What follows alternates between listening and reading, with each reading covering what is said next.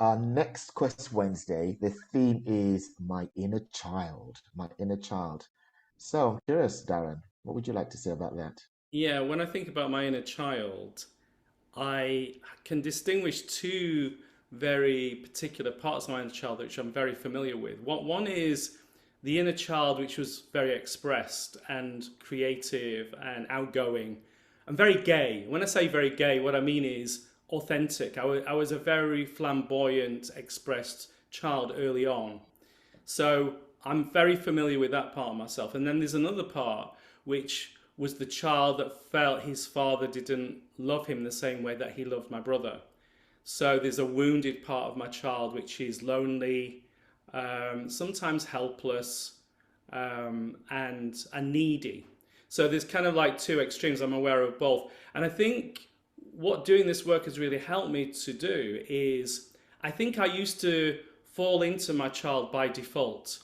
So sometimes I would just escape into my child by being frivolous and expressed, or I'd run away from being an adult by being that part of my child, or I'd be in a relationship and it would start wobbling and I'd start to feel incredibly lonely, and that child would be there.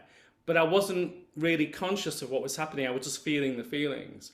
And I think now I'm more able to go, oh, I think I think my child is being activated here. You know, beyond what's happening as an adult, I think that's coming in and making it more extreme. Or sometimes I even sometimes call upon my child and go, actually, I want to choose to be that expressive child. Rather than going to default, I go, actually, I need to be expressive. I need to be lively or I need to acknowledge that there's a part of me that's hurting, that's not part of my adult reality. So being conscious has given me the choice sometimes to choose to bring that child out or to soothe that child. Whereas in the past, I was just at reaction to those internal memories that founded a big part of who I am. Wow, I love it. I can relate to everything that you're sharing, actually. It's pretty much the way that I see it as well. I think as an adult, I feel that a lot of my, if not all, my primary wounds are sort of in the realm of my child. Mm-hmm. And so now as an adult, when I get triggered or activated by something, um, if I track it back, the birthplace of it very often would have been something that happened in childhood that's manifesting in the present now. Mm-hmm. And so, very much like yourself, my inner child has two components to it. There is the child that is innocent and free. So, this is the child part of me that feels I'm good enough, I am worthy, I'm magnificent, there's nothing wrong with me, I am not defective. And then there's the other part, which is the wounded child, this part of me that feels I'm flawed, I'm broken, I'm damaged, I'm not good enough. And in any moment, either one can be activated. Either one can be activated. So it's like it's frozen. That child is frozen in time, and then something happens, and then it releases, and then it comes forward and tries to possess me.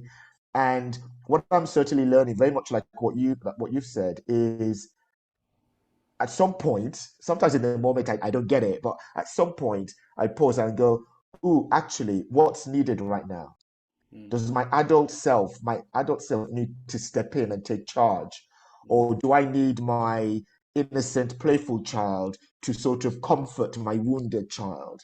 And so for me, when I think of inner child work, it really is about cultivating that awareness so that I can come from a place of response, conscious response, as opposed to reacting to the stuff that that wounded child never got. So I think it's vital work actually in everything that we do.